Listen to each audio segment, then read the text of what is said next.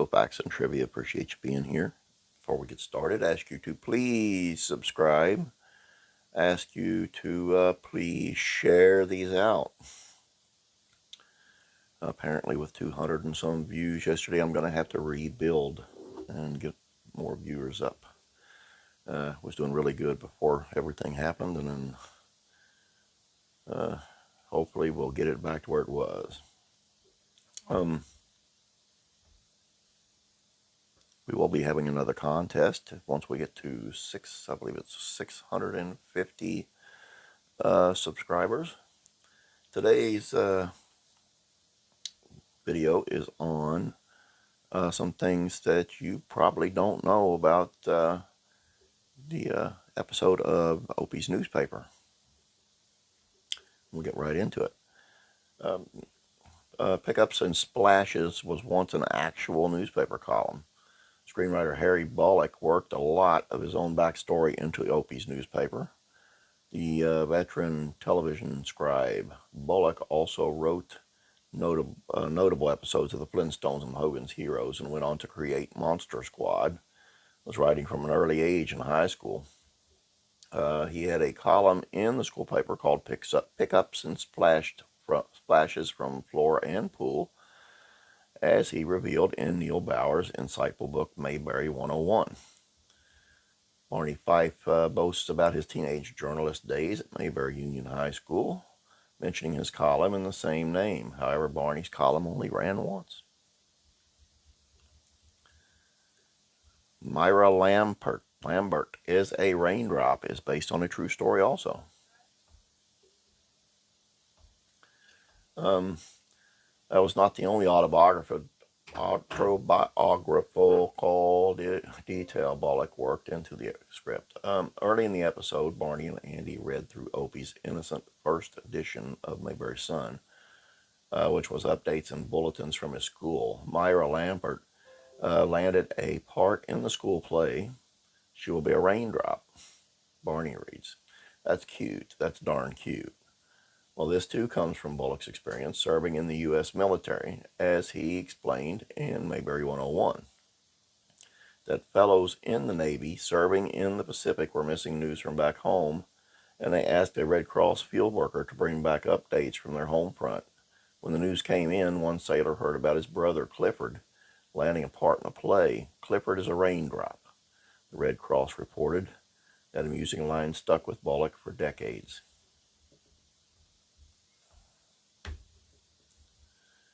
The writer later regretted making a reference to the A-bomb. Later in the episode, Barney and Andy sit and chat in the Taylor kitchen. "It's a hot day outside. It must be the bomb," Barney declares. You might wonder what he's talking about. It was an offhanded line used in the post-World War II era by people who would blame something inexplicable on the nuclear bomb. Mail late? Must be the bomb. Train not on time? Must be the bomb. Stark humor. Certainly for idyllic Mayberry, Bullock would later resent using the time. "When I see it now in the script, I wince," he told Bauer in Mayberry 101. "It was ill-advised because I labored to keep topical lines out of Mayberry, and reference to the bomb was negative and unnecessary." Okay, Opie got the name of his pal wrong. Any astute viewer of the Andy Griffith Show knows the writers did not pay particular care to continuity. This episode in particular is rife with such inconsistencies. Let's start with Troy Bowden. In the Mayberry Sun, we learn that the boy forgot his lunch at school, but he got a pair from a classmate. We have seen young Bowden before. Trey Bowden was a title character in Andy and Opie's Pal. Trey was his nickname, as is given name was Frederick Bowden III. The Reverend had a different name too. You recognize Reverend Hobart M. Tucker? After all, he married Andy and Helen in the series premiere of Mayberry RFD. He's a familiar face around Mayberry only. In Opie's newspaper, as well as the church organ, he is for some reason called Reverend Martin.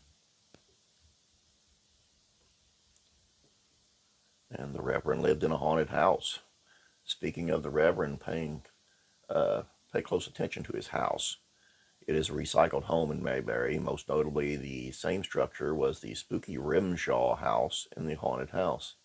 The same place hosts a social party when it's Mrs. Wiley's home in Mike Bear Ernest E. Bass. It's easy to spot it with the distinctive porch railing and front door windows. It also happens to sit right next to the Taylor household on a production set.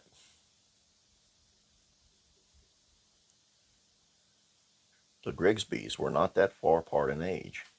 Barney and Aunt Bee gossip on the sidewalk as passers-by.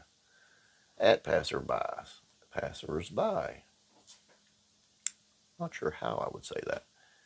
They spot Harold and Sue Grigsby. Barney and Bee say he's old enough to be her father, and that Sue is blonde in a bottle. And in real life, the actors Kelly Thordston and Vic Rafe were only 4 years apart in age.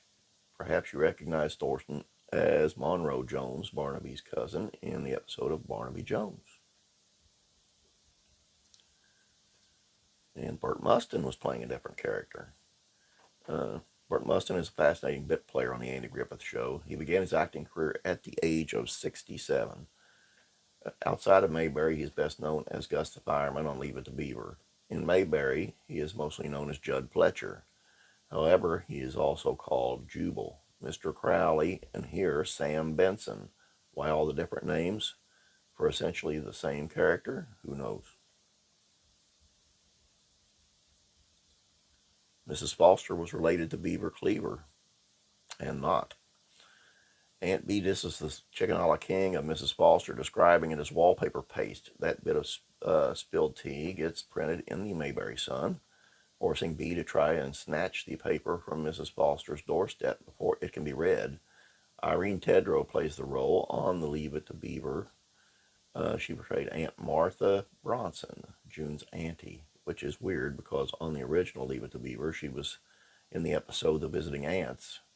However, in that story, she was Mrs. Hathaway, a friend of Aunt Martha. And last but not least, there was a cereal conflict. Post was a major sponsor of the Andy Griffith Show, which is why you could see Sheriff Andy pitching the company's cereal, Post Oat Flakes and Post Toasties, during the episodes when the sitcom originally aired. They're good, he'd declare.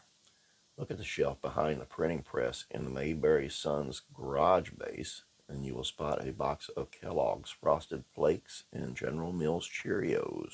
Bum, bum, bum, bum. And that's all I got for you today. I appreciate you being here. Hope you enjoyed this. Please share it out, I ask you please. And please, if you have not yet, please subscribe. When we get up to 650 subscribers, we'll be doing another contest. And once again, we want to congratulate Robin Ingram for winning the blanket. So let's don't forget about the trivia question on the Facebook page. Have a great day. We'll catch you tomorrow, and God bless.